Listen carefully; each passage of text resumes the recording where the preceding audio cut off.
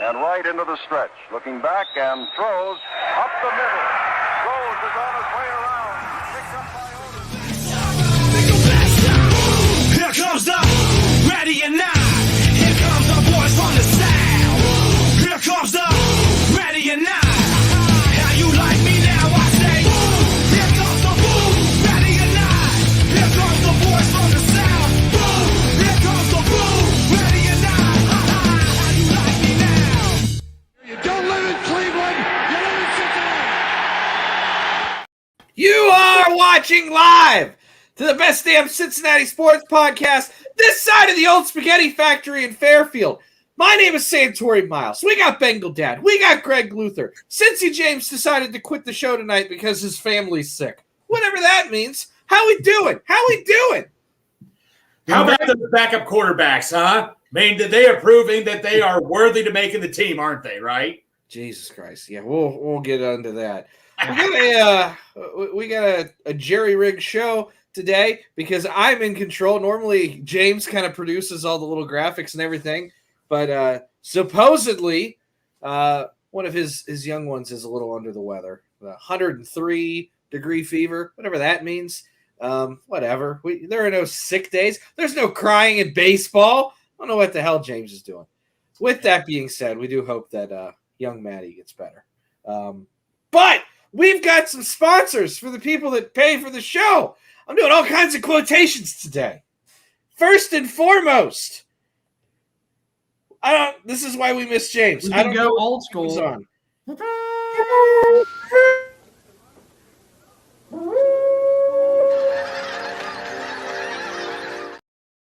Picture this. It's warm outside. I wanted to do something completely different today. Dad gave me such a good compliment that I was good at ad-libbing this the other day, and then I just froze. Done. Yep, It's you're gone. done. I got nothing. I had like this whole other scenery painted out. Brimmingorn Meadery. You know what it is at this point. It's mead. Imagine that you are a Nordic Viking coming down from the Slavic mountains. You've just pillaged something. You found Greenland, which is awesome, and you named it Iceland because you wanted to screw people up. And then after you conquered the northern hemisphere, you decided, you know what? We need to sit down and enjoy a nice bottle of mead. Use our code HOODAY9 to get 15% off 2 bottles or more. Basically helps you cover shipping. Brimmingorn Meadery. We like it. It's good stuff. And Three-Way City. I don't have the giant script that James normally reads for Three-Way City. Adam Rennell, our awesome friend at Three-Way City. I'm trying to do this from memory. That James He's a cool-looking dude with cool-looking clothes. Cool-looking dude, cool-looking clothes. He's got hats and shirts and pants. Well, not pants yet. I think pants are coming. Hats and shirts and jackets. And, that's the wrong one. We are off the rails. It's something to do with chili. Using our history and our culture of Cincinnati to blend together clothes and happiness. Go buy his stuff. He's awesome. We suck at this without James. Three-Way City. Doing better than I would, buddy. Don't cheat. Have a three-way. Yep.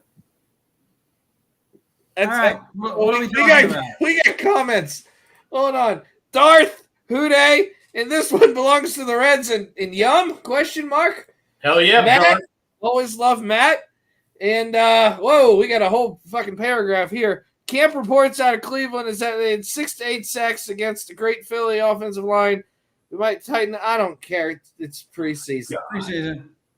Cincy James is giving TLC to Maddie. Say a prayer for my grandbaby, and she feels we will. We always will. We love Maddie. We don't love James, but we love Maddie. But let's get the Reds out of the way. Because they're getting themselves out of the way. Yeah, they really are. What? They're 3.5 out of the division now. They're half a game out of the wild card. They're falling apart. They've lost 9 of their last 13. I mean, like Ellie De La Cruz. I mean, I know he leads the league in strikeout percentage, but didn't he do something that Barry Bonds faster than what Barry Bonds did or something? I mean, just let him keep batting. Just let him stay in there. So for those of you who don't know, and this is what's crazy about Ellie, and my wife said it the best, and I sent it to Dad. I didn't say that this was a wife quote of mine, but quote to Ashley. It's like he's simultaneously the best and worst player in baseball at the same time. Yes. So for those of you that don't follow all the weird, wicked stats that baseball puts out, Ellie is the second fastest player in the last 123 years, since 1900. That's basically when they started keeping stats. Since 1900 to reach 15 home runs or 10 home runs and 15 stolen bases. 57 games or 58 games. The fastest player was Barry Bonds at 57. Mm-hmm. Yep. There's so many accolades. He does so many great things. Nobody on the planet questions the talent with Ellie De La Cruz. Nobody. I mean, he's a freak. I think he's probably going to be good. He's only 21 years old. But my God, the inconsistencies and the up and down, the hot and cold, it's pitch to pitch with him. Some guys will have a good couple games. Some guys will have a good couple weeks. He has like a good pitch. And I mean, the batting average is fine. The home runs are great. The stolen bases, he got a bunch of them early. He hasn't done much since. They're fine. On-base percentage is terrible, and the strikeouts are some of the worst I've ever seen. Yeah, I mean, Ashley said it the best, man. And one day he could be like, he looks like Babe Ruth. The other day he looks like Brandon Larson out there or something. I mean, it's just, but like I said, you got to let him keep playing. He's only 21 years old. We got to keep remembering, guys, we're still a young team here. We were supposed to lose 100 games. Believe me, I'm frustrated, but we're still going to keep supporting the team. But yeah, it's a rough patch right now, So that's one thing, and I'm not trying to stomp on you, Greg. This is just a personal peeve of mine. Oh, it's okay. I hear it from everybody. It's okay. We weren't supposed to be good this year. Okay, well, that's long gone. Mm-hmm. They've been good for a while now. They've been competitive for a while. The standard changes. Mm-hmm. If we're going off the standard of, we're supposed to suck, then I wouldn't be upset about the losses, and I wouldn't care. But the fact of the matter is you're in a position that this is why you play. You've caught lightning in a bottle. I don't want to just give it up because we weren't supposed to catch it. That's kind of a piss poor excuse for losing. No, that's a fair statement. Standards change. The Bengals weren't supposed to go to the Super Bowl 2 years ago, but then the next year we have that standard again. It's over time, things do change, and you have to adjust, and they haven't adjusted. Well, here's how I feel about it. You can't do anything now because you're 2 weeks away from September. Right. And the minor leagues ends in 2 weeks. If this was going on 2 months ago, Ellie should be in the minor leagues. He's a minor league hitter who had a really fast start. But his productivity, if you looked at his production per at bat versus what it was in the first couple weeks, I mean, we bang on Nick Senzel. Senzel's probably a better baseball player a better hitter right now than Ellie is. It's everybody's giving him a major pass because of his ability to be a sideshow at any moment. But we're in a pennant race, and I can't have a guy striking out 4 times in one game. I can't have a guy that I can't count on. I have more confidence in Stuart Fairchild getting a big hit than I would Ellie. And that's not a good thing when he's your third or fourth hitter or leadoff hitter. You can't have a guy at the bottom of the order like Will Benson that I have much more confidence in than this guy. He will be a good baseball player. I don't know exactly what's wrong with him. I certainly know he can't read a pitch. He prejudges every pitch. Before that guy releases the ball, he's already saying it's a curveball or it's a fastball. And that's why he's taking pitches right down the middle for strike 3. Or when he gets a 95-mile-an-hour fastball down the middle, most of the time he fouls it off the other way because he's looking for a curveball and he's getting beat on it. Until he learns to play the game as it's happening and not to prejudge the game, I think we're going to get what we've got for a long time until he figures that out. But you can't have a guy like that in the pennant race. No. So, and here's the other thing, and I'm very much a go as the season goes kind of person. Mm-hmm. If you're bad, I'll criticize you. If you're doing well, I'll praise you. I'm not somebody that just looks at the season on a whole and goes, oh, okay. Here's the deal. When Ellie first came up and he was on fire for that quick start, we were having a show and we were talking about weighted runs created, where 100 reads average. And he was well over 100, right? Because we had like 7 guys that were over 100. Major League Baseball MLB Network put out that he was one of those guys over 100 because he was at like 110 or 111, 112, whatever it was, right? Which means you're 12% above average.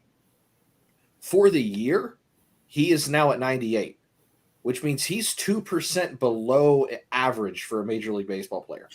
So for as much good as he does, he's considered below average. Yeah. That's on the course of the year, which means since his high, he's 14% below average. Correct. Since his high. That's how bad he's been playing. He's been playing like one of the worst hitters in baseball who happens to run into one. Now, here's the deal. He's still good on the bases, even if he's not stealing. I don't see him making many boneheaded mistakes on the bases when he's there. Mm-hmm. He is a very good defender, plus defender. I'm not going to say he's elite, but he is a plus defender. He has got to just cut down on the strikeouts. If he would do that, he would be one of the scariest players in baseball. And I think he eventually will. No one's going to strike out 40% of the time for their career. That's an astronomically high number. 25% is considered a little above average. There are some guys that make a living at 30%. I would really like to see him closer to 20%, which is one of the lower rates in baseball anymore, but he's got to get as close to 30 to 25 as possible because the 43% clip that he was striking out from the leadoff spot is, beyond unacceptable. That's a detriment. Yeah, so Santori, who would you trust at the plate more right now, De La Cruz or Adam Dunn? Adam Dunn. Dunn walked. Yeah, Dunn had a good eye. He didn't swing at crazy pitches. Dunn used to walk 100 times a year. If Ellie got on base 100 walks a year, it'd be terrifying. He give you 70 stolen bases right there, man. Mm-hmm. I don't know about 70, but this is going to sound totally ridiculous. Other than the few times he actually makes contact, he's one of the worst hitters I've ever seen in the game. Yeah. He's horrible. I've never seen a guy – usually a guy has a hole in his swing, like he can't stay away from the low and outside pitch. He's got like 3 or 4. Yes. And then when he gets a good one, he's so jacked up he doesn't swing at it. Yeah. Well, and that's what tells you it's probably in his head. Mm-hmm. It's not a talent issue. It's not an effort issue. I'm never going to say he's lazy because he's not. He busts his ass all the time. I think he just got to a point, and I really think it was when they moved him to leadoff that it got so far. Because he was striking out about 30-ish% of the time, still high when he came up early and he was in the number 4 spot. But they moved him to leadoff. It was like he forgot how to take pitches right. He wasn't swinging at anything. I think it really, really got in his head. And it's hard to get out of a mental funk when the league is adjusting to you. It's this early and it's close to the pennant race. There's, like you said, there's no time to really send him back down. You can't bench him because he is still hitting 270. Benching him is you're putting Kevin Newman in there at this point. So you're going to lose the speed. You're going to lose the defense. You're going to kill his confidence for what he does have. Mm-hmm. Unfortunately, you just kind of have to ride the wave with it right now. That's the position you're in for the part of the season and the roster you have. The issue is they're batting him too fucking high in the order. And I know they're like, oh, we need to get him all these extra at bats. Okay, well, you're killing innings. You're killing opportunities. You're killing games. And I know, Dad, we talked about it earlier on the phone. If we were 10 games out and it was September, no problem. Whatever. You're in the middle of a pennant race. You have a chance to win the whole thing if everything clicks within the next month. You really do. But they're throwing it down the can so they can cater to some rookie who can't figure out if it's a slider or a fastball. Santori, I asked you, why the heck did they Fredo was just doing just fine hitting leadoff. He was doing just fine hitting fourth. Why did David Bell try to fix something that was working? So either David Bell's a moron, which I can't imagine that somebody has been around baseball for 3 generations like that, right? Grandfather, right. Uncle, dad, him, yes. Brother, everybody. That whole family is baseball. I can't imagine someone that, especially they're old baseball, so they have a get it on, get it over, get it in mentality. I can't imagine that is only David Bell pulling that string. There's got to be something else going on because I refuse to believe somebody who has within their family, nearly 200 years of baseball experience, decides to put one of the worst contact hitters in baseball as your leadoff hitter, who also doesn't walk, by the way. There's something else there. Well, I don't want to give David Bell that much credit. I would hope that he's not that much of a numbskull, but he very well could be. Because you know me, I don't like David Bell. I don't like David Bell. Santori, not to criticize David Bell, that's a big statement. Santori, I mean, I'm not a big David Bell fan myself, but Santori, you proved many points like David Bell making a bunch of bad decisions. I agree with you on that. The problem with the Reds is they stopped playing baseball the way they were playing it. They don't hit the ball the other way anymore. Nope. Seems like the only time they ever score and they have a decent inning other than a home run is one of the players goes the other way and shoots one in the corner for a double, and something happens. But for the life of me, I don't know why Will Benson is still hitting 8th and 9th in the lineup, and why in the world he's hitting behind Tyler Stevenson, and why in the world Tyler Stevenson's getting as many at-bats as he's getting. I could just keep going. There are problems with these decisions that he's making. Maley is a better defensive catcher than Stevenson. He's a better hitter than Stevenson. Right now. And anyway. Every time Maley pitches or bats, they seem to bat him behind Benson. Why in the world does he think that Stevenson's a better hitter than Maley? What is he seeing that's proving that? And you got to get Benson. If you want results driven, that's for damn sure. Benson's the one that needs the extra bats. I don't understand what they're doing. And then the fact that he continually goes to Sims out of the bullpen, he's not satisfied till he at least walks one batter.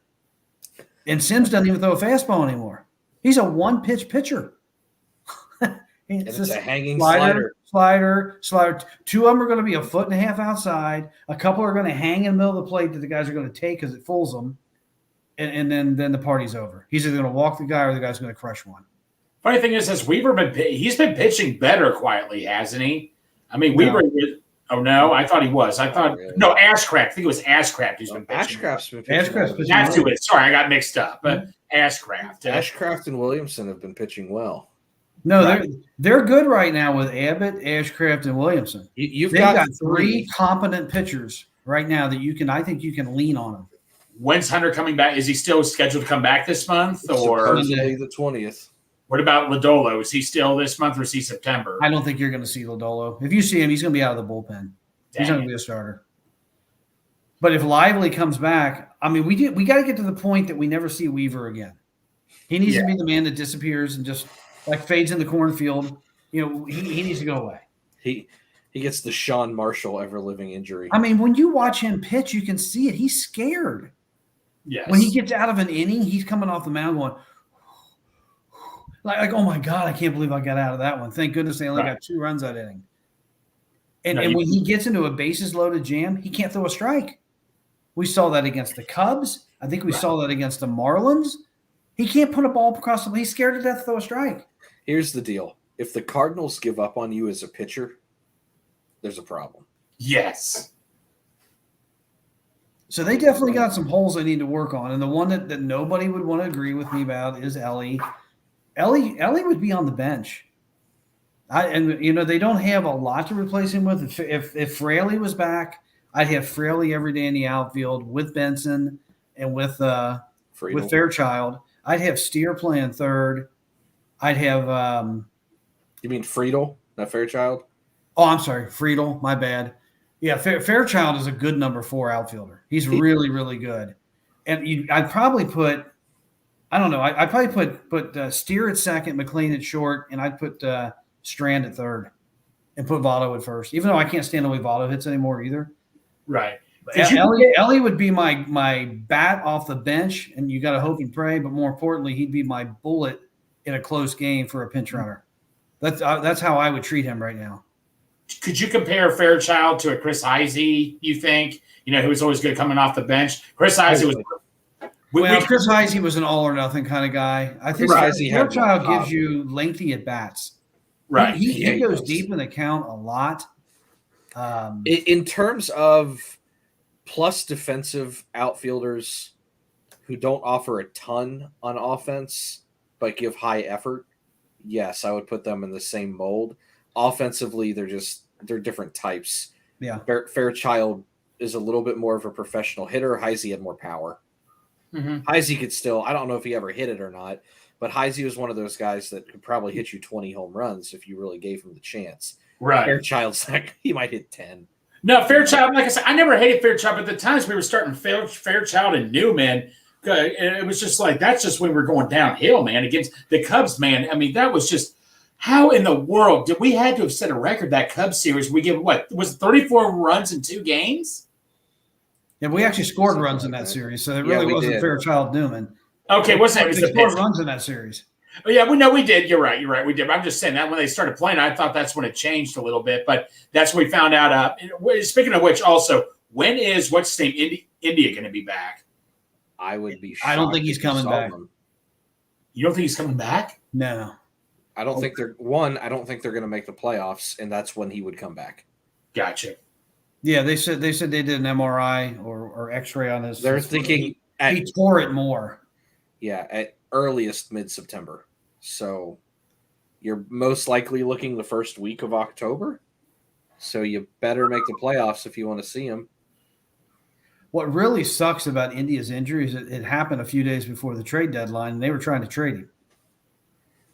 I don't know what we would have got for him, but maybe we would have gotten something more that would have been helping right now. Let me ask you this: did Michael Lorenzen throw that no-hitter? Did that just break you? Like, because I wanted Lorenzen back so badly. I thought that would have been a great trade. And he throws a no-hitter for the. I wasn't high on him coming back. I mean, Okay. he's never pitched like that before. He's having definitely a breakout season for himself.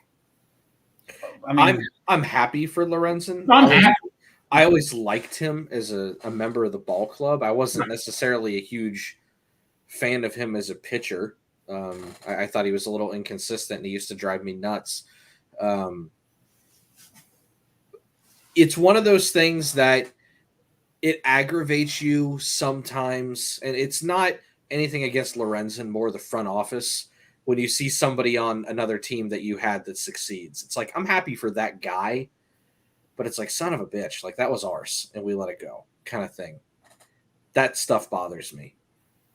I mean, he was just average at best for the Reds. I got more excited when he got the hit than watching him pitch. I was more excited too. If you notice, we had 3 good Mikes pitching. Michael Lorenzen, Mike Leake. Well, technically it was Micah Owings, but close enough. Micah Owens. That's the second time I've heard his name today. Yeah. No, someone else told his name. I was talking about him earlier. And You were talking, I thought it was Mike. They told me it was Mike. I'm like, we had 3, but those were the 3 good mics though that could always hit. Why were we talking about him? What was the subject? The pitchers that can hit better than Ellie. Hit better than Ellie. Oh God, yeah. That's Well, what no, you're wrong about it. they wouldn't strike out 4 times in a game. No, if Micah Owings was a full-time hitter, he could have gotten you 15 to 20 homers a year. Was I right? Am I right? Probably. Maybe. And he was a really good defensive center fielder. Anyway, To give you guys an idea on just how much Ellie is striking out. Oh gosh, I don't want to know. I'm just gonna read other Reds players that are in the same realm of strikeout percentage. One of them surprises me. The other ones are going to make you vomit. Jason Vossler at 39%. I was really high on him to start the year. Right. yeah, they didn't keep playing him, did they? Mm-mm. Okay, just checking. Then Ellie at 35%. Mm-hmm. Then Will Myers at 34%. Will Benson at 30%. Yeah, But he also struck out like that was in the first that was 25 the matches of the first season. week. Yeah. And what did they do with him? They sent him to the minors, and he fixed it. All right. Then Jose Barrero at 29%. Uh-oh. A bunch of guys that aren't here. How is Jose Barrero making more contact than Ellie? Okay, so what's Ellie? I read Ellie. He was Like worse than almost 37? all those guys. Ellie my was God. second. Thank you. I got food, bro. Hi, Ashley. You guys don't understand how headphones work. Oh, that's right. Duh. Everybody always says hi, Ashley, and I have headphones on. Hi, everybody. But there's a lot of guys on there that everybody wanted to get rid of. That is true. But I mean, Ellie, like I say, I mean, him only being 21, what's the average age for a rookie to come up? It's like, what, 23 or 24, right? Right. I mean, he's very young. That's the thing that gives you some hope. Now, the other thing, and this is what makes it insane with Ellie. This is the part that makes you want to keep him here. Mm-hmm. Batting average on balls in play. Dad, we were talking about this earlier. Mm-hmm. I'll just read the list, and I'll start with our number 10. We'll do our top 10 for the year. What is this? Oh my God! I gotta open the salsa bar. There we go. Thank you. All right, number 10 is Spencer Steer at 311. Then Maley at 314. Fairchild at 315. Friedel at 317. Stevenson at 321. Encarnacion Strand at 327. Henry Ramos, I should probably take that off as an outlier, at 353.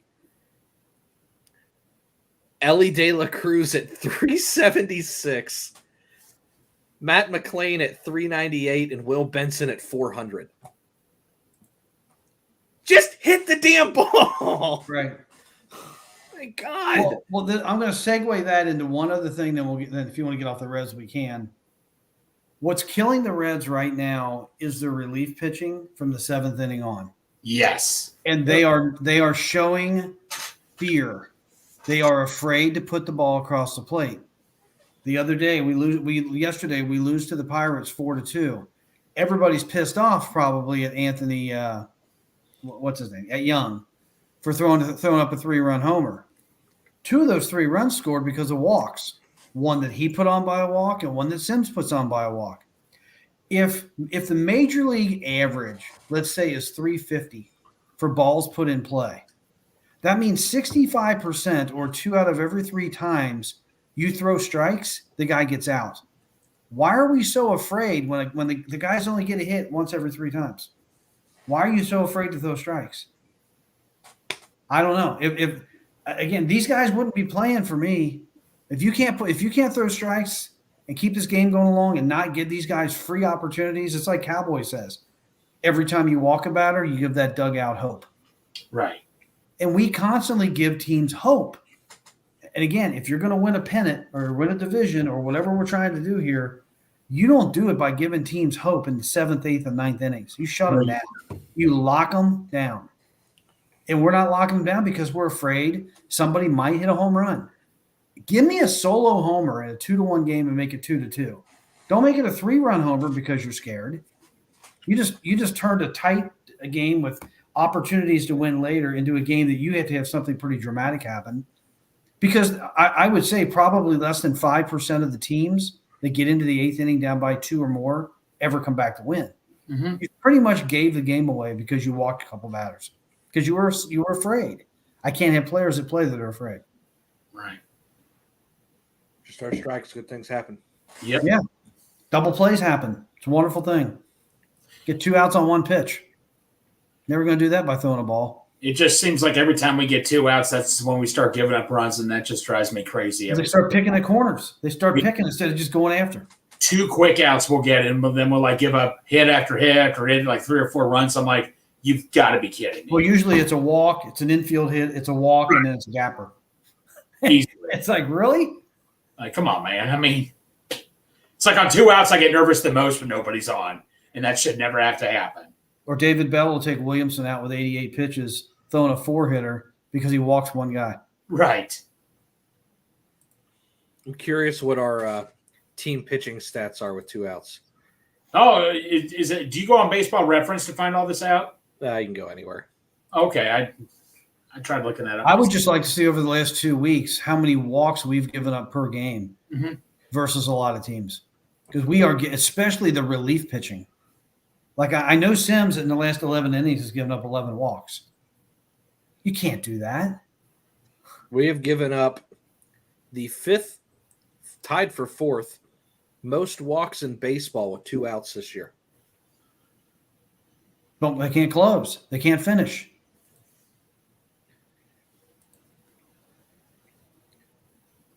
We have the 6th highest batting average with 2 outs.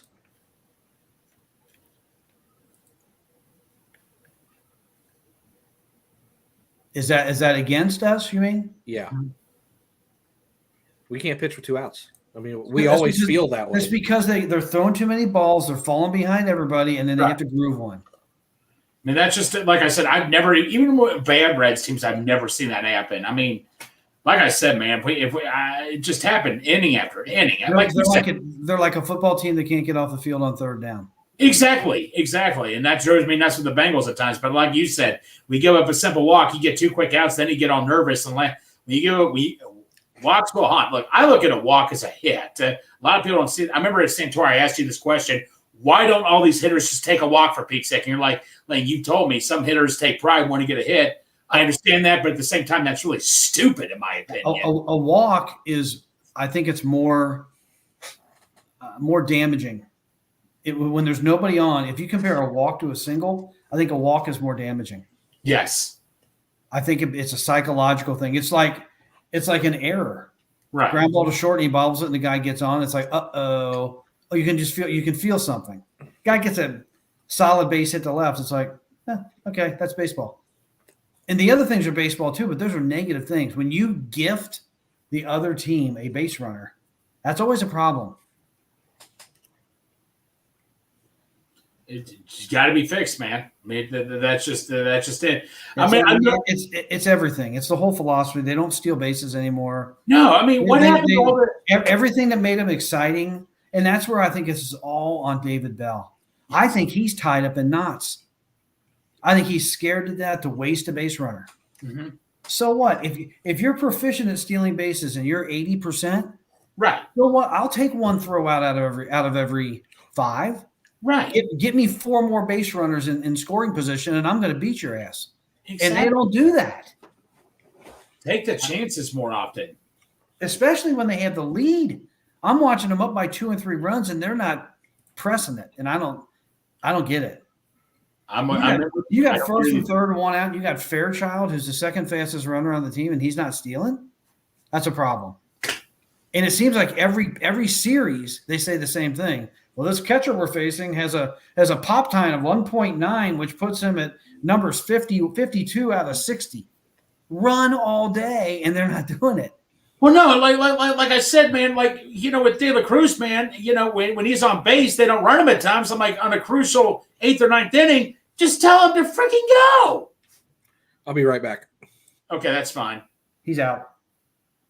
But anyway, you want to switch over to the Bengals now, Bengal Dad, or yeah. Let's switch to the Bengals and talk about the individuals. I mean, the team doesn't matter as far as right. So Bengal Dad, you and I have one thing in common. Andre Yosibas. Oh yeah, awesome game. 4 receptions, 55 yards. But if you watch closely, I was at the game. He could have had over 100 yards. Simeon and Browning did absolutely nothing to show me we're worthy of backup quarterback. You know what I'm ready for now? The 49ers have 4 or 5 quarterbacks. If Brandon Allen gets let go, I am bringing Brandon Allen back here right now. Point blank. Well, that wouldn't be a bad idea. No, they certainly need somebody competent. I think Jake Browning can be. Simeon looked like he had no arm strength. And when he was throwing it was coming out of his hands wrong and it was wobbling. Right. Now, maybe first time with the team, nervous around those players. I don't know. Right. We'll see what happens in the second preseason game. But you got to be able to stand. I mean, it's crazy that Sean Clifford looked better than our 2 guys. And Sean Clifford's not a real good quarterback. No, he's not. And he looked better. Well, remember Simeon that year that he torched the Bengals against the Broncos? I thought we were going to win that game. He had some good, decent games in his career. He's a veteran, and he looked like an undrafted rookie out there at times. I mean, Yosibas, I had my eyes on. I wasn't paying attention to the score. I was paying attention to Yosibas, players like Yosibas. He was open so many more times where he was wide open and he overthrew him. You cannot be making those rookie mistakes. If one of those guys comes in, we're screwed in general. It doesn't matter. But I know Yosibas, he did drop 1 pass across the middle, but I do like the way, at least on 1 catch, I saw him reach out. He reached out. He actually grabbed it with his hands. He didn't let it come into his body. Right. I mean, that's a sign of a good receiver when they do that. And so I was impressed with him. He looked like he was getting separation. He can run. I saw that they were trying him out a little bit today at kick returning. I'm not sure if they'll do that, but I'd give it a shot. Let's see what he can do. Our kick returners look terrible. Oh, dude, They're running like half speed, and they can't figure out where to go. They're getting hit at the 18 and falling at the 19. Yeah, I don't get it. Yeah. How about Chuck Sizzle returning punts? What do we think about him? Well, he's got a torn labrum. That's in your shoulder, isn't it? Dang, why? Is it smart that he's playing with the torn labrum this whole season? No, it's not smart. It doesn't affect his legs though. He might be thinking about getting hit. I'm nervous for that, man. I mean, but anything with your shoulders. He did remind me of an old Bengal that my son said. Who's that? Kewan Ratliff. Kewan to the house. I actually did like He'll get you 2 yards. You like Kewan? Oh my God. I liked him a little bit, but he had like for 1 or 2 seasons, but then he was horrible after that. Kewan would take about 11 steps with the ball and go 2 yards. He didn't know which way to go. Kewan was terrible. Punt returner's got to be super decisive or set him up like Pac-Man did. Pac-Man did the same thing every time. He would catch it, and he would go like a step and a half backward and to his right or left, and all the lanes would shift, and then he turned it on. He knew how to do that. You can't just dance and hope guys miss you. I mean, they need to bring Pac-Man in just to teach these guys how to return a punt. That guy was great. Trent Taylor, can we just agree? He's not going to – I just don't see him making the team. Trent Taylor, give some of these other guys a shot. He's not going to make the team with Yoshi Vaz there. And if this Chuck Sizzle guy is anything, I need to see a little bit more right now. Were you guys shocked as I was that another guy out there, Chris Evans – I mean, we didn't hear a thing about him during training camp, but they're putting Chris Evans out there a lot. I mean, I guess I'm happy they are, but I thought he looked good. Yeah, he did look good. You were right. The other running back, the new guy, looked good. Chase Brown. Oh, well, yeah. He had 8 carries for 12 yards. Obviously not great, but he did convert 2 third downs, but 3 receptions for 30 yards. That's what we're wanting him to do, is be the receiving back. That's fine with me right there. He looks like a tough runner. But Tyson Anderson said, I remember I was talking to you about it, but now look. Christ. He was going up against – 3rd or 4th strings. I'm not getting your face or anything, but Tyson Anderson, man, you have to admit he helped himself out a little bit. But like you said, he's going up against 3rd or 4th string guys, but he did help himself. Am I right? Well, sure. And I don't root against Tyson. No, I know you don't think he's going to be anything good. Yeah. And then he has 2 picks, and Dad and I were looking at each other laughing because people know the few fights that I had got in on Twitter where I was like, yeah, this is not the guy. Right. Some people were saying like he's going to start. I'm like, guys, no. He's a special teamer at best, and he struggled with that last year. I don't root against any Bengal player. No. I hope they all turn into Hall of Famers. Right. I hope I'm wrong because a lot of times I'm pretty negative when it comes to evaluations. There's 53 guys on the team. Not all of them are good. So I will gladly be wrong on Tyson Anderson. I still don't think he's going to be anything great. He got the Sean Clifford show, which anybody who's a Penn State fan is familiar with. I hope he keeps putting himself in good opportunities. I just don't think that one preseason game 2 years into his career means that I'm wrong now. Well, no, Santori, like you said, we're going up against 3rd string guys. I mean, I'm happy for him, like you said, but I have to go back to that on myself. But I know it's preseason. Can you guys both explain to me what the hell happened with Jackson Cartman? He's a piece of shit. They misfired. I mean, but he did so well. He was doing yoga and all this stuff, like trying to get his mind better, and he did well in the playoffs. What happened? He did okay in the playoffs. Not well. Right. He did okay. He just doesn't want it, is all it comes down to. I'm not going to name any names just because I'm not about to burn bridges. Anybody that I've ever talked to that has either coached with him or against him has said the same thing about Jackson Cartman every single time. Talent's not an issue. Size isn't an issue. Playbook isn't an issue. It's the heart. There's a lot of people that think that he just doesn't like football, that he's just kind of there because he's naturally good at it. it comes down to he doesn't have enough give a shit is all it is. He doesn't care. He doesn't want it. He's on this team right now because we have a terrible offensive line. We just do. I'm tired of hearing that we have this great, good, average offensive line. They're still bad. They haven't proven to me that they're good yet. There is a league-wide deficiency in offensive line depth, and he is talented. They are holding onto him just as hope. And hope, I've said this a million times, hope is not a strategy. His days in the NFL are very limited. He will probably be a Bengal through this year. He will probably be cut after this season. He will not be a Bengal in 2024. He will probably be out of the NFL after 2025. After he catches on with one or two more teams, he'll be one of those guys that's on 3 or 4 teams in 2 years, and that'll be all she wrote. People need to move off of Jackson Carman. It's not going to happen. Every year, the last 2 years, I should say, really the last 3, we were hyped up all offseason. Oh, this guy's a natural. Oh, he's a great people mover. Oh, he's this. Oh, he's that. Oh, the last 2 years, I've heard he's finally starting to buy in and get it. But the last 2 years, he's looked progressively worse. He was inactive almost all of last year until we were down to scraping the barrel. And now this year, he looks bad against 4th stringers for Green Bay. Days are limited, man. And I hope I don't see him. I don't know why you keep a guy like that around.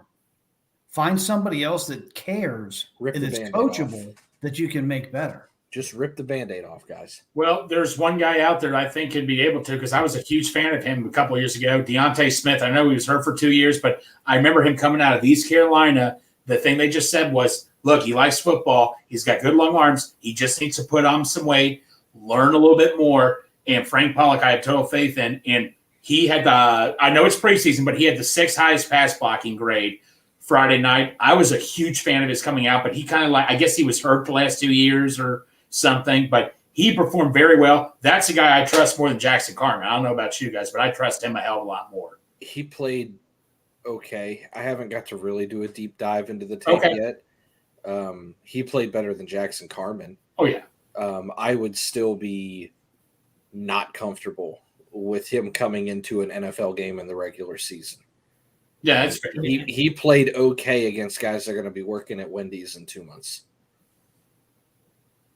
You got to play the other thing I'm going to bring up, good players.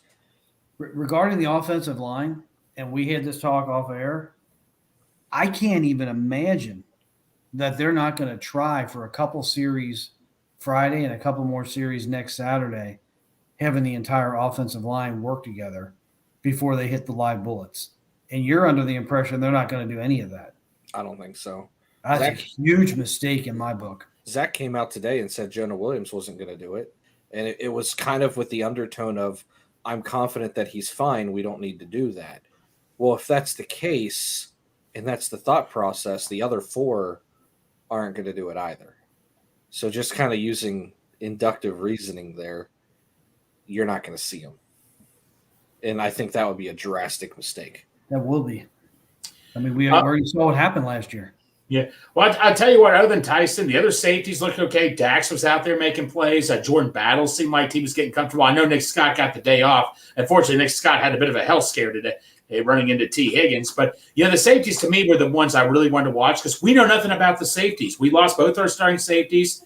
It could be our weak link. We just don't know. But, but for the record, Dax Hill looked like he picked off where he was leaving off last year, doing decently well. Jordan Battle was making some plays.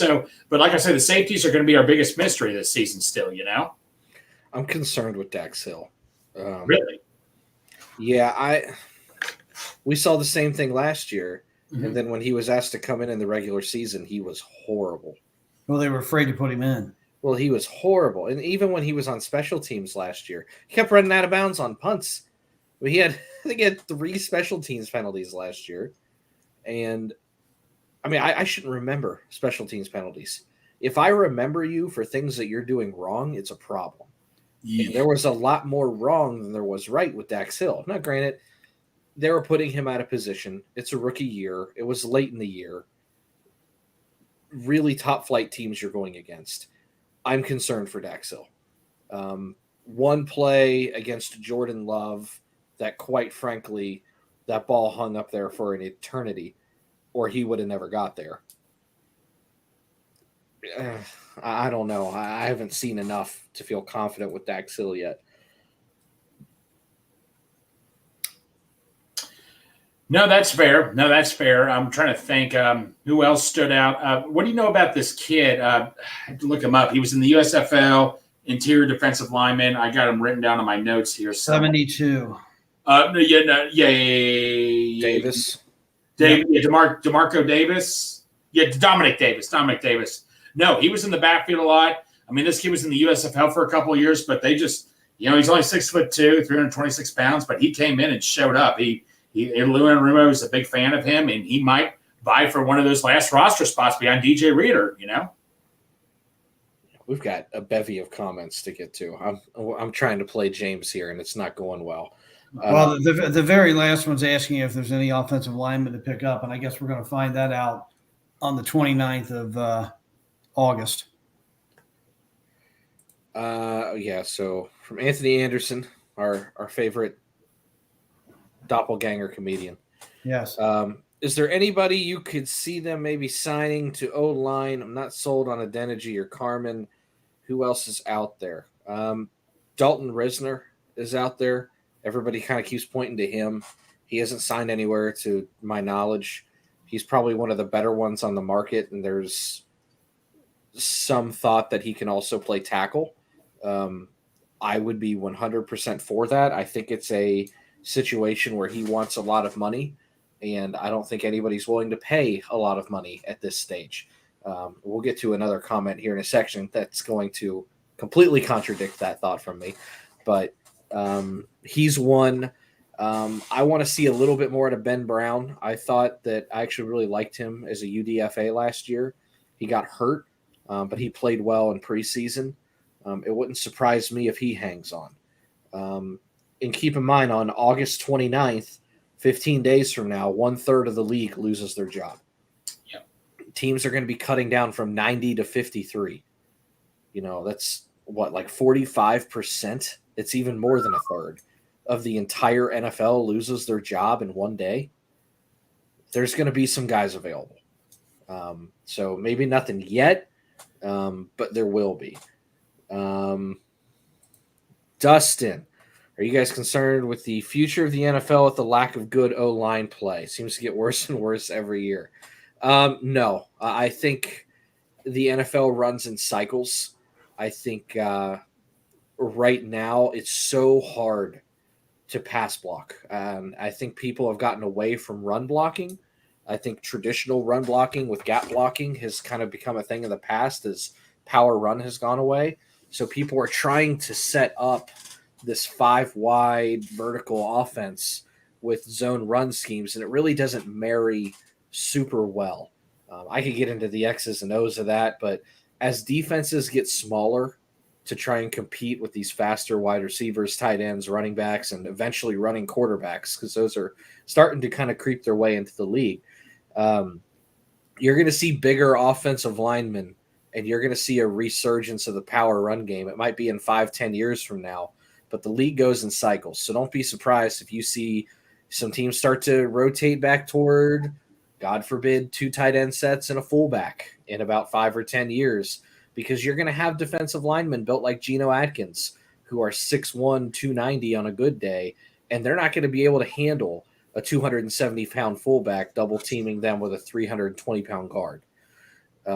It doesn't concern me right now. It's one of those things that it's a cycle. It'll get better, and then someone will make an adjustment. That's kind of the NFL will just say you can only blitz 20 times a game, and you can only bring one guy on a blitz.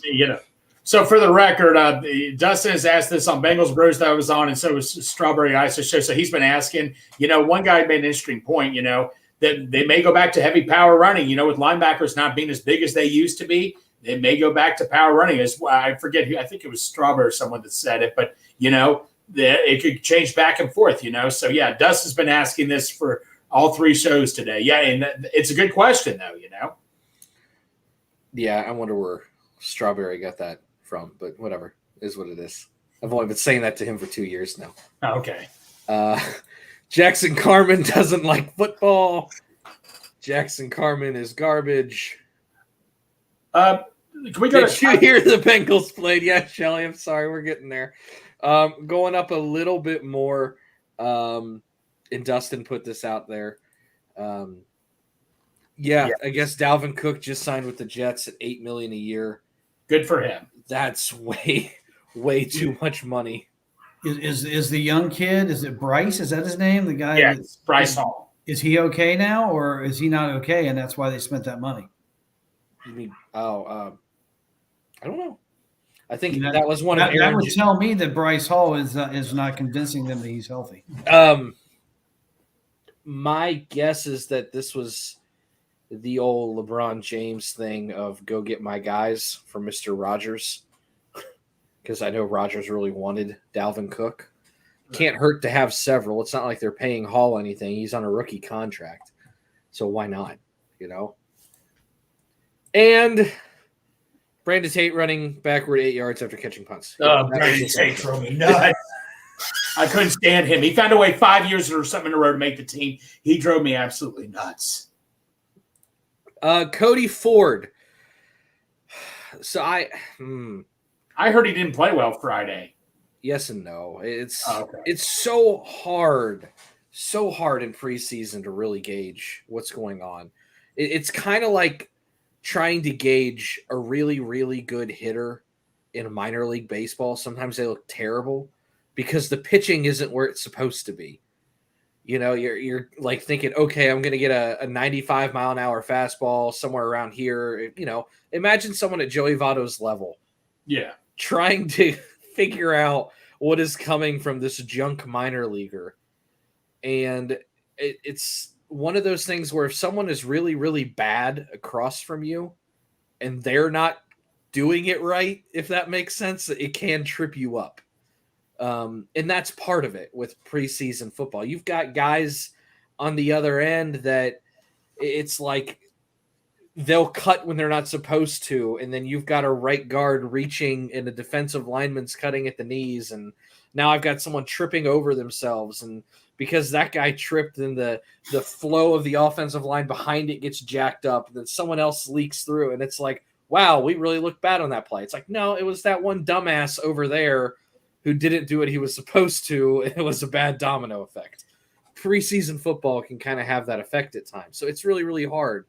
There were some things Cody Ford did well from what I've seen. Again, I haven't really dove into it that much. Dived into it. Is it dove or dived? I don't even know. Same difference. I haven't swam into it that much yet. But there were some things that looked good. He was someone I was really high on in college, and he hasn't quite done what I hoped, but he is a big body. He is a people mover, so we'll see. Hey, I just want to give a quick shout out to Tyler Bowles here. I met Tyler Bowles a couple of times. Tyler, thank you so much for supporting the show, man. Great guy Tyler is, just so you know, everybody knows. Something about the name. Yeah, I know, right? So I think we've kind of given it a good go for the Reds and Bengals today. Mm-hmm. I don't want to linger too much longer, but I want to cause. We're getting close to the top of the hour. I want to spark a little controversy here. Uh-oh. Because my dad is a remarkably picky eater. No kidding. Remarkably picky eater. I often describe his diet as an unsupervised 5-year-old. I do. No, I've seen it. Yeah, no. Pop-Tarts, peanut butter and jelly, McDonald's, milkshakes, UDF, ice cream. I don't know if a green vegetable has entered your body in the last 20 years. Peas. Peas. Okay. Peas. After I eat my peas, I can eat what I please, right? I'm a meat and potato guy. Yay. With that being said, Greg, I want you to give me your top 5 Cincinnati foods, not just restaurants, but like a dish in general from a specific restaurant. Dish and channel from no, I'd be happy to. I wrote down a bunch here, so can I just get the one obvious one out of the way here? Yeah, fuck it, man. It's always got to go Grippo wing. I got to go Grippo wings from Midwest Barbecue. But other than those four, cheese cone, a 3-way from Skyline. I'm gonna go throw a curveball at you. Tom and Chi grilled cheese. I'm telling you, I know it's a grilled cheese sandwich, but this is a Joe Burrow grilled cheese sandwich here. It is amazing. I don't know what it is about it, but a Tom and Chi grilled cheese sandwich is yes. Here we go, Santori. You know what was the food I was so excited for the FC Cincinnati game? You all thought I was crazy. Oh my God, the stupid taco. The turtle from Gomez, Santori. Oh my gosh! So there, the Gomez turtle. And you know what, Santori, I got to throw in. Maybe I got some good ones here. Did I say Grater's ice cream? No, you did not. Got to go Grater's. Okay, well, what's the Grater's ice cream though? Oh man, you're putting me on the spot for this. I got to go. I got to go black raspberry chip. That's fair. That's their signature. That's what I'll go with. There's too many, but that's the good one. My final one here: Montgomery and ribs. We had 6, Greg. I think that was 6. I don't care. I got to show respect for Cincinnati, man. Okay, Dad, what are your most overrated Cincinnati foods? Overrated? Overrated. I want to hear what you don't like. But Cincinnati foods. Yeah. So, like, what's something that someone's like, oh, you got to do this, and then you're like, no. Because you're a picky eater. So you had me thinking the whole time of what I was going to select. Now I got to go. No, I'm throwing the curveball. So you definitely threw me a curveball. Since I like most of the Cincinnati foods. Do you know one that I don't? You're just trying to get me to say it. No, I'm trying to think of all the Cincinnati. I mean, I like Montgomery Inn. I like Skyline. I like Grater's. I like La Rosa's. Do you like Gold Star? Gold Star's okay. It's not. I don't hate it. It's just okay. I'm trying to think of something I can't stand, and I don't know what that would be. Me neither. Well, this was a dud. I thought you were going to have something like, I can't stand this. I forgot to add La Rosa's in my list too. Dang. Okay. No, it's too late. Do you want my list? Yeah, give me a good list. Here's your list. Give me the good list. It's a pepperoni and sausage pizza from La Rosa's is number 1. That's all right. Okay. Without a doubt, that's number 1. I like. Well, again, you're locking me into Cincinnati, so I'm just going to have to say a steak from Carlo and Johnny's for Jeff Ruby steak. Fair enough. Well, what were you going to say? Because obviously there was a region. Oh, I was going to say the Dallas Clark steak from Tony's Steakhouse. That's really Cincinnati. Yeah, he's not. I mean, he does have one in Cincinnati, one in Lexington. He's got one going in Bowling Green, but he's not really Cincinnati. What particular steak at Jeff Ruby's though, Bengal Dad? You have to name a particular steak. I don't have a particular one there. The best steak I've ever had is at Tony's. He likes that called, tube steak. Ironically, the Dallas Clark, and it's not anything to do with the tight end. Oh, it doesn't? Oh, okay. I don't think it does, but that's what it's called, is the Dallas Clark. All right. That is the best steak I've ever had at a restaurant. If you're going ice cream, I definitely agree with Greg, and it probably is the black raspberry chip. That's weird. I don't think you can beat a UDF malt either. No, I don't expect the black raspberry chip from you. Oh, I like it. That I know you do. Kim got me hooked on it. It's the only thing I ever get when I go to Grater's. It's very off the wall for you. It's fucking purple. It's berries. You thought it'd be double chocolate chip or something. Yeah. And I do like Montgomery Inn. I love the Montgomery Inn wings, and I love the Montgomery Inn combo of the chicken and the ribs. All right. I love it. Okay. I don't have one of these. I absolutely hate them unless I'm not thinking of. No, I don't hate any of them. It's just hard to put them. You can't fit them all in. I mean, Frisch's has good stuff, even though they're big boys. They've got good stuff. I mean, a big boy I sandwich would suck right at now. this because I don't know what I would pick. I like so many. No, we did it, so you got to do it too, Oh my Santori. God! All right, Come on. Mine are going to be weird because I don't go for normal things at normal restaurants. That's 'Cause fine. I typically try almost everything on a menu by the time I get done with a restaurant. Right. I really like the Gulf Shrimp Cantonese at Montgomery Inn. Every time I go to Montgomery Inn, that's what I get. All right. It's just little lightly fried shrimp with a plum sauce. Don't know why. That's the thing I love there. La Rosa's, I love their spinach rondos. I know everybody likes the pepperoni ones. I love the spinach ones. I've never tried the spinach one, so I have to try it sometime. Okay. So the 6-way at Blue Ash Chili with the fried jalapeno caps on it. Huh. So it's a 5-way with fried jalapeno caps. So it's a 6-way. You're like a Blue Ash. professional eater. I was going to say, you're going way professional here. Yeah. He's like a professor. We're like we're in elementary school. You're going to get that food that's like on the back of the menu that nobody's going to look at, right? We all go for the basic stuff, but you actually look through the menu, right? I go through everything. All right. I really do. Cheese crowns at Grater's. I destroy cheese crowns at Grater's. My brother murdered those for years, and he still does to this day. Don't blame you for that. I'm trying to think if there's anything super Cincinnati that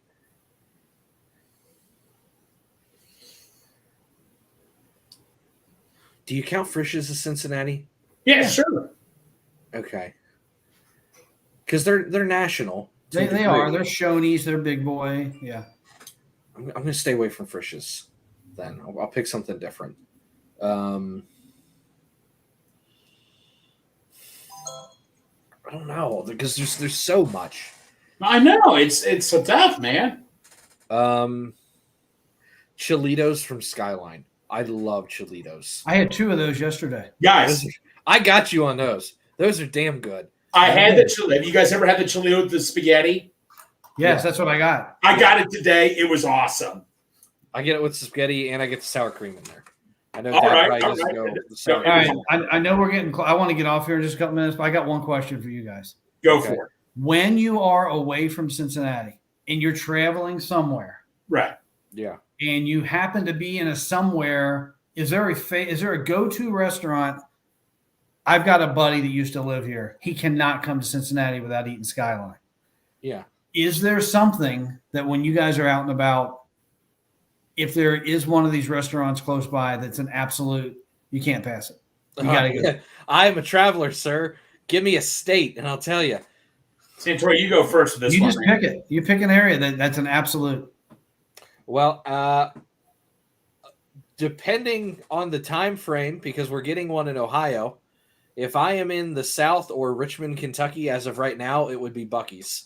I absolutely have to stop at Buc-ee's. Okay. My brother texted me about it. Everybody's texting me about Buc-ee's, Santori. I don't know what you have done. I don't know what you started. My brother started talking about it. Sarah Lisa's talking about it. Everybody's talking about Buc-ee's. My buddy Steve Huff has been talking about it. I don't know what you have been doing, but I have to go there now.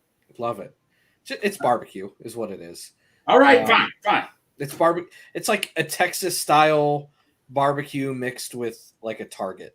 I mean, it's a big shopping center, and they've got decent food. All right, so for me, I don't know if you guys have ever been to Michigan or not, but they're known for their cherries, and there's a place in Michigan called Cherry Republic. They have like good cherry rib steak, ribs. They have cherry ice cream, everything made with cherries. It's awesome. If you're ever around there, totally recommend it. So there's that. If I'm in West Virginia, Tudor's Biscuit World, and there's one in Dayton now, or Xenia, I should say. But no, I will, and they're only open till like 2. It's one of those. It's just breakfast biscuit sandwiches, and you got to get there early. Lines out the door. So that's one that I definitely go to in West Virginia. Chicago, I think Dad and I are on the same page. That's where I channel my inner 5-year-old. Yeah, I'll let you tear that one up. That would be Portillo's. Mm-hmm. Is that a pizza joint?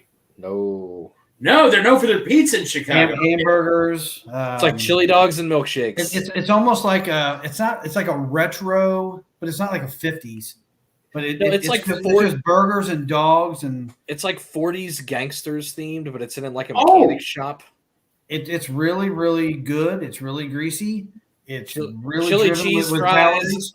Chili cheese fries, onion rings. I like that theme. Okay, cool. They got the cake shake, chocolate layer cake. They got great chocolate layer cake and great lemon cake. Go ahead. They will take. They have cake shakes, and they do it either in lemon or chocolate. They'll take a piece of their chocolate cake, which, by the way, Dad, I know how to make. I've cracked the code on that one. They take their chocolate cake and they put it into the milkshake, and they blend it into the milkshake, but not all the way. So there's still like it's a lot of it's just sitting at the bottom. Yeah, there's still chunks of cake in there. Oh, my teeth look so damn yellow in this light. Oh my god! Let me ask you a question. Oh, you need to turn a light on. Yeah, Jesus. Where can we find a dirt pie ice? You know what I'm talking about that we had one time. Where can I find what's it called? Santori dirt cake or something? Or I know what you're talking about. Where can I find one at? Where you can just go pick one up? Don't know. My sister-in-law's house. I think you can find those at the bakery at Kroger.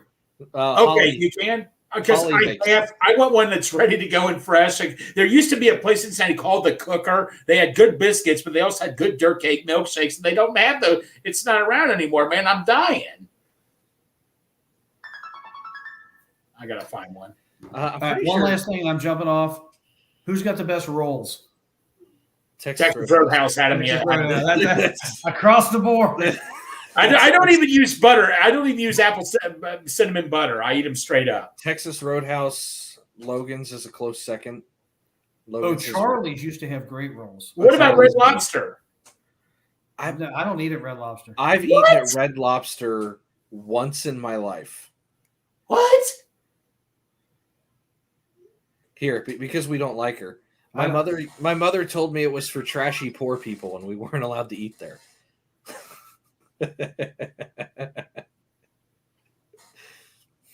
My reason is I don't like it. I wouldn't go to a place like that. That's what I was told. I've never had one of those Cheddar Bay biscuits, but I've heard they're great. They're amazing. The only fish place that I'll go to is Long John Silver's. Because I love their chicken planks. I've left there sick at times, man. You'll go to Long John's, but you won't go to Cheddar Bay biscuits. Thank you, Darth. No. I know what to get there. I've just never.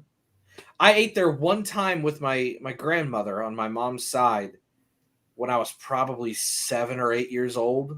You're right. That was over 20 years ago. I mean, I've never been there. Not really. I had spaghetti too. I remember I had spaghetti. Just get the deep fried shrimp, get the French fries, but just load up on the biscuits. You're good to go. All right, guys, I'm going to bow out of here. All right, buddy. All right. See ya. Who day? Who day? Bye, Dad. See you, Dad.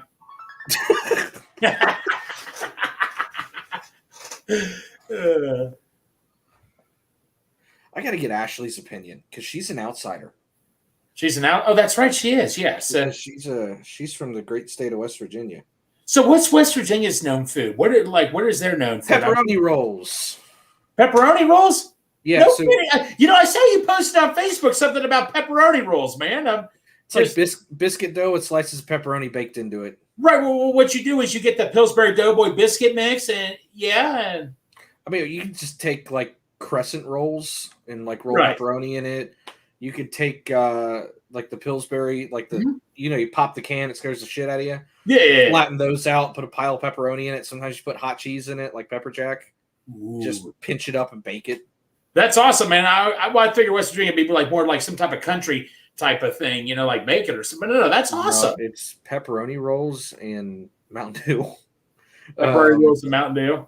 Yeah. Big hot dog culture. Hey, can you come here for a minute? Nothing. Can you come here? Okay, bye. By the way, Santori, she knows what's wrong. I have to ask you, how was the Barbie movie? That was not. I'm taking it wasn't your choice, right? No. was not my choice. Look, dolls creep me out and all that and stuff, so there's no way I'm seeing that movie. So, but was it any good or was it just stupid? The first like 40 minutes of it were absolutely terrible. I'm not gonna lie. I'm switching audio here so my wife can hear. Okay. The next like the final 30 minutes were pretty good. Bailey. Ash said she'll be right here. Okay, she can hear me this time, right? Okay, yeah. Yeah, I've got a very, very small speaker on my computer that she can hear. So we're talking about local foods. Hi. Not just a restaurant. Yeah. But what are... Come on. Need your opinion here. What are your top 5... Are y'all still live? Yeah. Okay. Top 5 dishes in Cincinnati. It's got to be something specific from a restaurant. Like one of Greg's or one of Dad's was black raspberry chip from Graders. Yeah. Both of ours. Me too. Like, before my camera. From where? That's where this gets difficult. You're putting her on the spot here. I am gonna break everybody. I'm more of a Gold Star person. Okay. Before I knew anything about Cincinnati, because I'm not from here, I'm from West Virginia, we went to Kings Island for like haunt one year. And I was cold. It was rainy. I was like, okay. And they said that there was chili here. So I got just a cup of Skyline chili. And that ruined my day. It's more of like a condiment than... Ashley, I would not be saying that around here, but just... Well, I can't eat a straight cup. No. So Bengals no noodles or cheese or nothing. It was just... No. Skyline just came out with walking tacos. What it is you put a bowl of chili, you fill it in with Fritos and cheese on top. It's actually, they had a training camp yesterday. It was actually really good. I believe it. I make nachos. Tacos. I make nachos with Doritos and Skyline here. We used to have those at my high school's football game. Okay, so that's one. Okay. You got a 4-way from Gold Star. But with that being said, I do still like Skyline. No, that's fine. I like Skyline a lot. But Gold Star's my favorite. Okay, next. You gotta have 5 of these. Gets difficult. It's my personal favorite. Yeah. It doesn't have to be like a staple. It's just like my favorite. Yeah. But it's got to be strictly Cincinnati. Love the chocolate chip cookie dough, chocolate chip ice cream from Graders. Ooh, Ashley, that's another go-to I get at times. That's a good one. I like me a good old plain glazed donut from Holtman. I just had a Holtman's donut today, as a matter of fact. They're so good. Have you had the bacon bit one? We have. Yes. The bacon bit one's good. I don't even like Fruity Pebbles, and that one is good too. Mm-hmm. No, keep going. You're rolling here. Come on, you got 2 more. Come on, Ash. You gotta get. I'm tired. Same here. I'm tired too, but no, come on. Tired. I was unprepared. I'm just trying to think of things that are like strictly Cincinnati. You know, Ash. I know one of your favorites. That's one of my favorites. You like Cervati's beer cheese. Ooh. No. Cervati's. I like their garlic cheese. I'm gonna sit down and getting real with their little pretzel bites. No, I was told Cervati's had the best pretzels, and I tried it. I'm like, I'm in heaven here. It's so good. Oh my gosh, it's so amazingly good. For a Super Bowl party one year, Ash, we had so many types of foods. The beer cheese and the pretzels were gone immediately. Oh yeah. The first time I had them was actually at work. We had a meeting and my boss just brought them in. Mm-hmm. I think I ate half of them by myself. Like that huge bag. I was like, come here, bring it. Ashley? So good. Yeah. Okay, you got one more, Ash. Make it count. Gotta make this count, Ash. People... This one's dumb. The $1 garlic pickles from Jungle Jim's. All right, no, that's fine. Those aren't Cincinnati. Tell us, Ash. I gotta cut. I'm sorry, Ash, but that's not Cincinnati. Yeah. Okay. Come on, I Ash. do not like. Do you want? Gouda. Oh, you better watch it. You can cause fights. What? She said she doesn't like Geta. Well, that's funny you say that. Cincinnati. Now, do you want something Greg said? Because I think you're on the same page here. Greg said Gomez. Those turtles. No, Ashley, Turtles. Santori here was criticizing me like, Greg, why are you getting so excited over a turtle? I mean, it's one of the best things in the world. They sell them at the FC games, so we waited in line for turtles. Yeah, you did. And Santori, he was like to me, Ash, Greg, why are you so excited over a piece of, like you whenever Santori talks about food, he's like, Greg, it's just a piece of this and that, and what's the big deal? Right? Yes. No, but he was like, Greg, why are you so excited? I'm like, Ashley, whenever I get a chance to try a turtle, I'm in the happiest mood of my life. Now, Greg asked about West Virginia staples, and I said pepperoni rolls. All right, yeah, you got to help me out here. Pepperoni rolls, putting hot dog sauce, chili, and coleslaw on your hot dogs. Really? Yeah, chili. They call it hot dog sauce out Chef's there. kiss. It's very similar to Skyline. It's a different kind of consistency. It's right. closer. It doesn't have it doesn't have meat in it. So it has meat.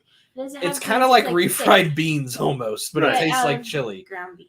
Think like a Hormel chili kind If of you get a can of consistency. Hormel chili for your hot dogs, that's what it is. And so I'm looking up something here. I want you guys to confirm if this is right. It's called the West Virginia Burger 50 West. I believe what it is. Well, it's just called it's like apple bacon jam. It's probably got apple butter on it. Yes, that's it. That's my favorite burger at 50 West to try is the West Virginia burger. And this before I even knew you were from West Virginia. I'm a burger jam snob. Into my veins. Yeah, I said, he asked what there were. I said pepperoni rolls and Mountain Dew, and there's a big hot dog culture. There's a restaurant, Greg, if we ever go out there together. Hillbilly hot dogs. It's called Hillbilly Hot Dogs. So that sounds like is it better than the Senate? It's first off, the food's only like $2, so okay, I'll take it. You'll save some money. Yeah, right. Hillbilly Hot Dogs is it's a small chain. There's a couple of them, or there might only be one now, but it's supposed to be themed to look very trailer park. There's a toilet in the tree. Yeah, it looks like a tornado went through a trailer park. Well, it's very clean. You can eat in an outhouse. You can eat in. It's themed. Yeah, it's themed to be a trailer park. Is it like bar? On Bar Rescue they talk about the word concept. Is the concept like a blue collar concept or something? Yeah. Or hey, that's up my alley. Let's go. West Virginia cooks their hot dogs differently. Okay, they drop them straight in the deep fryer. They do that there. That sounds awesome. I've never thought of that, but I'll do it. It's really good. It's very fattening, but it's really good. But they'll put just about any damn thing you want on a hot dog, and it's like $2-3. Santori, can we have this for one of the tailgates? No. Why not? I can't. It's 3 hours away. Well, no. You make your own hot dog, Santori. You just want me to bring a vat of oil and we'll deep fry hot dogs? Well, why not? A West Virginia dog. See? Just with the hot dogs. Well, I've got that little Fry Daddy thing that plugs in. In the slaw. But is it kind of hard to carry a deep fryer with you, or no? It's like this big. It could fit like 3 hot dogs in it. It'd be easy. Okay, no, so Ashley, he will ask us months in advance, what do you want for a menu and all that. I'm like, I like the planning and all that, but he loves to feed people. No, he does. He likes to feed people what they want, and he likes it when people kind of give him a challenge. He likes to know ahead. It got me kicked off Twitter. Well, he talked to me about so we were talking to Italian food in the chat. Cryptus. Yes. Yeah, all right. Cryptus is from the area. My favorite corn dogs. There was a little hot dog stand next to my middle school called Farley's, and oh my God, they had the best corn dogs. Farley's? And I said what I said. And they were cheap. You could get they had their own brand of root beer and corn dogs go together. So it's like the root beer stand. Okay. Yeah, it's they have a really good root beer stand out there called Frost Top. Is it better than the root beer stand in Reading? Oh yeah. Whoa. Santori, man. You told me I was. You rock. I like root beer stand, but Frost Top's cool. Oh no, it's good, but They no. have a huge, like rotating thing of root beer on top. Like, Well, you also just drive up and honk your horn, and they come take your order. That's it? Yeah. Okay. Yeah, That's the first time I went, I didn't know to honk my horn, and I sat there for like half an hour. I didn't even say nobody came to get my food. I was like, "Did you honk?" But no, the pepperoni noodles, I'm all in for that, man. Dude, Santori, bring those to a game one time. I'll take those. Bring those to a game, man. We'll figure it out. Oh, I know you'll figure something out, but you got me thinking about this, Santori. I mean, you definitely need to try to boil a seafood one day for an LSU type. That's when Kieran has to Stop come. eating the corks. Sorry, my dog's eating wine. Is that Walter? Yeah. Cheddar Bay biscuits are good. Pepperoni rolls is where it's at. I got to try What's those. this stuff? Gonna have to try. I don't know how to make it go away though. You just click on it again. No, we're just. By the way, guys, I am meeting Darth Bangle at a Midwest Wednesday. Do you guys want to meet us for dinner there? We both work way through too many hours Wednesday. Oh. Yeah, I have a 13-hour shift Wednesday. I think she's got like a 20-hour shift. Yeah, 20-hour shift. It's Thursday. Well, no, how long is your shift Friday night through Sunday morning? Because people never believe me. Thursday through Sunday, I work 56 hours. Oh, well, you told me, yeah, but still, yipe. Thursday through Sunday morning, I work 56. Straight through. So then after that, you go straight to the Bengals game with Santori, right? Yes, that's why I always look tired. Oh, yeah, Mr. B's Crypt. We had those last time we were in West Virginia. We got the barbecue. Who gave those to us? Your cousin Natalie. Yes. So we went up to Wheeling, and I hadn't had them, which should probably be surprising that I hadn't had them yet. But we were up in Wheeling, and my cousin Natalie, because we were having a cookout, got them. It was like they were they were good. Bag. Yeah, they didn't make it back. We had a family-sized bag on the 3-hour ride back. All right. Well, we've hit an hour 20. I've got pasta waiting on me. All right. I was trying to find some. I didn't make it. Oh, okay. Well, we're gonna go have some dinner. Okay. And I gotta be at the gym at 8 a.m. So will do, bud. I'm gonna go watch some film. Sorry about your luck. I'm reading. And we'll get out of here. It was a good show, Greg. Yeah, I appreciate it, man. I appreciate it. This food thing, man. I gotta go buy that Pillsbury dough, man. I gotta make a pizza. You got me thinking, man. I gotta make something. I'll send you a link to Hillbilly Hot Dogs. You ever want to go up there with us for a weekend? Just let us know. No, we'll do. I would love to try it sometime. That'd be awesome. West Virginia's got Fat Patties is good too. Okay, that's a burger joint. You'd like it. That's where. Fun fact: that is where we had our first date. Ah, you should go there for your anniversary every year. Well, I mean, sometimes we do. But okay, no, I'm just saying. No, that's cool though. That's awesome.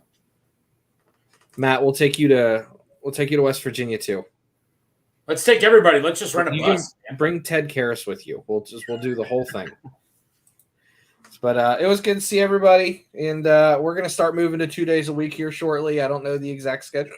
Oh God, the exact schedule yet, but we'll get there. But that's it for the night. Greg, I'll send you a pepperoni roll recipe. It's easy to do. Okay, will do, man. Thank you so much. Thank you for everybody for watching and supporting the show. We appreciate it. And yep, all right. We're gonna take Matt to Tutors. Fun fact, there's a Tutors here in good old Ohio. It's like you've just repeated the same show. Did I? Yeah, I've already said that. Just kidding. Get you a Pippi. So long, everyone. Toodaloo, buckaroos. And right into the stretch. Looking back and throws up the middle. Throws is on